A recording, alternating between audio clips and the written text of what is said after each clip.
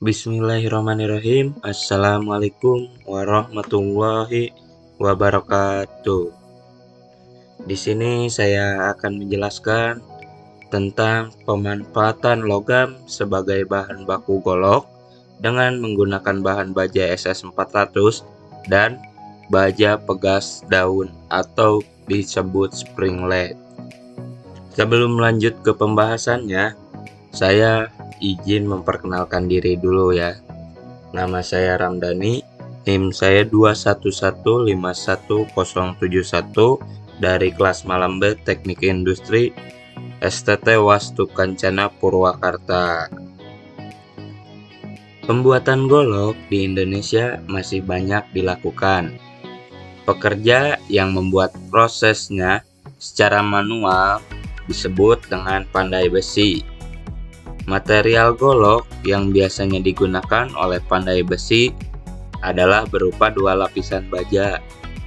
Untuk lapisan golok yang pertama biasanya menggunakan baja SS400 dan kemudian untuk lapisan selanjutnya menggunakan baja pegas daun atau spring lead yang diselipkan di bagian tengahnya. Namun, ada juga beberapa orang yang tidak mengetahui jenis-jenis golok dan bagaimana sih proses pembentukan golok itu sendiri, khususnya untuk para generasi muda. Berdasarkan latar belakang tersebut, maka saya merumuskan masalah sebagai berikut, yaitu bagaimana proses pembentukan golok dari bahan baja SS400 dan baja pegas daun secara manual, dan bagaimana mengklasifikasikan jenis-jenis golok itu sendiri.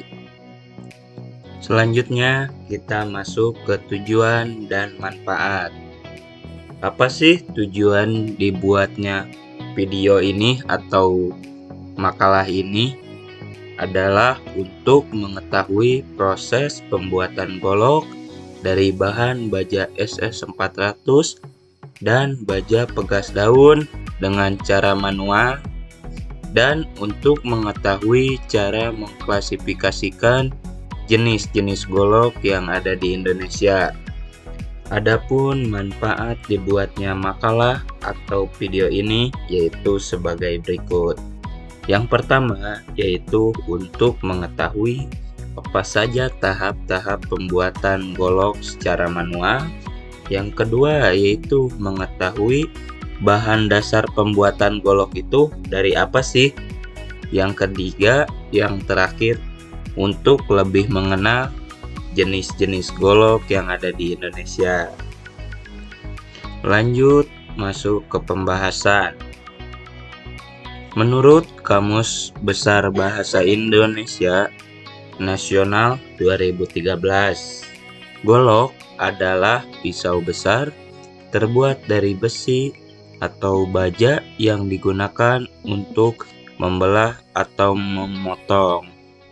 Kemudian dalam Ensiklopedia Sunda atau Pusaka Jaya tahun 2000, pengertian bedog yang merupakan nama alat tajam dari besi baja, ada yang berupa pakakas atau perkakas dan ada yang berupa pakarang atau senjata. Bedog, baik yang berupa perkakas maupun yang berupa senjata, dalam bahasa Indonesia disebut golok atau parang. Golok umumnya berukuran lebih pendek daripada parang, sedangkan parang sendiri berukuran lebih panjang daripada golok. Golok umumnya memiliki bilah panjang sekitar 30 cm, namun ada juga yang berukuran kurang dari 30 cm, yakni sekitar 27 cm. Dan gagang dengan panjang 13 sampai 17 cm. Adapun pengecualian untuk golok yang berukuran lebih kecil dengan panjang bilah sekitar 15 sampai 17 cm, yaitu namanya golok petok.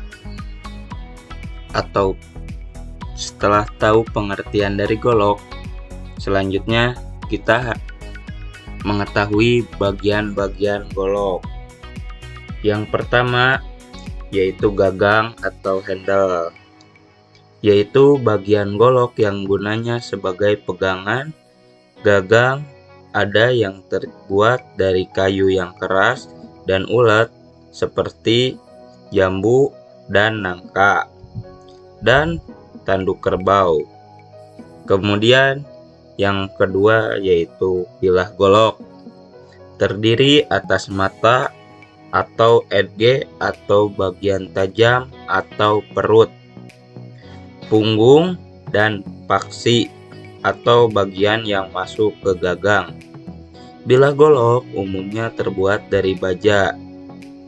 Punggung golok umumnya membentuk garis lurus. Kalaupun ada yang melengkung, maka lengkungannya tidak kentara. Kemudian yang ketiga ada bagian selut atau gelang, berfungsi untuk mengunci bilah golok agar gagang tidak pecah ketika digunakan. Kemudian yang terakhir yaitu sarung atau sarang yang terdiri atas sopal atau gondongan, simet-meting atau metingan, sampai biasanya berjumlah ganjil, dan pepet.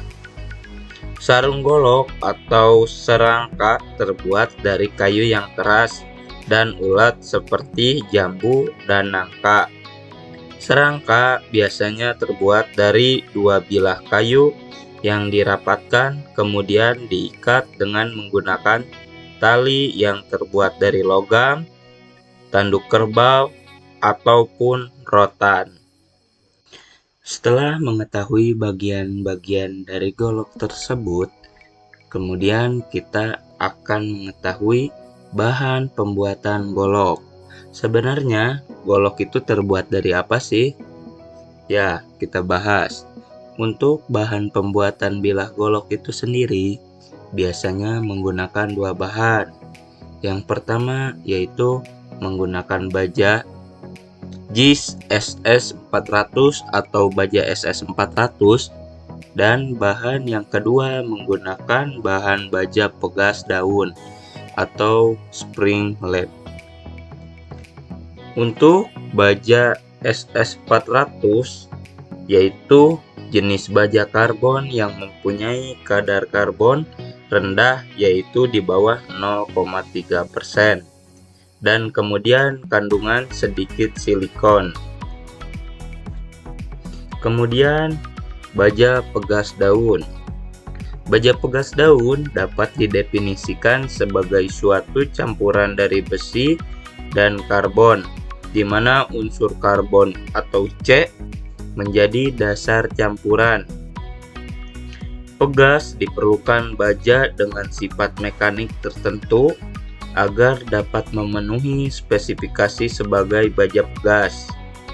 Pegas daun atau lap spring adalah pegas yang memiliki bentuk lembaran-lembaran plat melengkung yang terbuat dari spesiali alloy steel dengan kandungan tinggi yaitu 0,5% sampai 1% yang dicampur dengan Si, Mn, dan Cr sampai 1%. Selanjutnya dengan Mo, V sampai 0,25% dan dengan B yang jarang dilakukan sampai 0,0005%. Untuk proses pembuatan golok dibagi menjadi 8 tahapan. Untuk tahap pertama, baja dipanaskan atau dibakar selama kurang lebih 10 menit pada tempat yang disebut tungku. Cara memanaskannya ialah dapur yang telah diberi arang ditiup atau dianginkan dengan alat yang disebut blower. Kemudian proses yang kedua yaitu penggabungan material antara baja SS400 dan baja pegas daun sebelum melakukan penempaan. Proses yang ketiga yaitu penempaan atau pembentukan bila. Bahan bila dijepit dengan tang tempat, kemudian dipukul dengan palu sampai bila tersebut terbentuk. Tahap keempat adalah penghalusan atau perapihan. Tahap yang kelima adalah penyepuhan. Cara baja yang sudah berbentuk golok dipanaskan, kemudian dicelupkan ke bak air atau oli dengan maksud supaya keras. Tahap keenam adalah finishing. Pada tahap ini meliputi kegiatan seperti peralatan, pemutihan atau poles, dan membuat mata atau edge. Tahapan ketujuh adalah pembentukan serangka atau gagang ataupun sarung. Kayu yang dipilih untuk membuat serangka adalah kayu yang keras, biasanya kayu jambu dan kayu nangka. Kemudian tahapan yang terakhir adalah penajaman. Caranya ialah menggosok-gosokkan bagian yang tajam atau mata golok pada batu asa sampai golok menjadi tajam. Proses pengujian bahan baja SS400 dengan baja pegas daun untuk bilah golok. Pengujiannya dilakukan dengan beberapa pengujian, antara lain yaitu sebagai berikut. Yang pertama, uji kekerasan, uji ketangguhan, uji metalografi, dan yang terakhir, uji tarik. Selanjutnya yaitu jenis-jenis golok. Apa aja sih jenis-jenis golok yang ada di Indonesia? Saya sebutkan salah satu persatunya. Yang pertama yaitu golok gamblongan atau golok gablogan. Golok ini termasuk ke dalam jenis golok berdasarkan fungsi, karena fungsi dari golok ini digunakan untuk memotong benda yang keras seperti kayu, tulang, bambu, dan lain-lain. Kemudian yang kedua yaitu golok sorenan. Golok simpanan atau sorenan memiliki sarung dan biasanya dipakai untuk pekerjaan memotong hewan ataupun sekedar untuk koleksi. Yang ketiga yaitu golok sembelih. Golok ini termasuk ke dalam jenis golok berdasarkan fungsi, karena fungsi dari golok ini sering digunakan untuk menyembelih hewan. Kemudian yang keempat ada golok ujung turun. Golok ini termasuk ke dalam jenis golok berdasarkan bentuk bilah, yaitu ujung turun. Golok ini tidak begitu populer di kalangan masyarakat Betawi, karena hanya dimiliki oleh orang-orang tertentu saja, seperti tokoh masyarakat, pemimpin adat, dan lain-lain. Kemudian yang terakhir yaitu ada golok petok. Golok ini termasuk ke dalam jenis golok berdasarkan bentuk bilah, yaitu petok. Terima kasih yang sudah mendengarkan atau menyimak video ini. Mohon maaf apabila ada kesalahan. Wabillahi taufiq wal hidayah. Wassalamualaikum warahmatullahi wabarakatuh.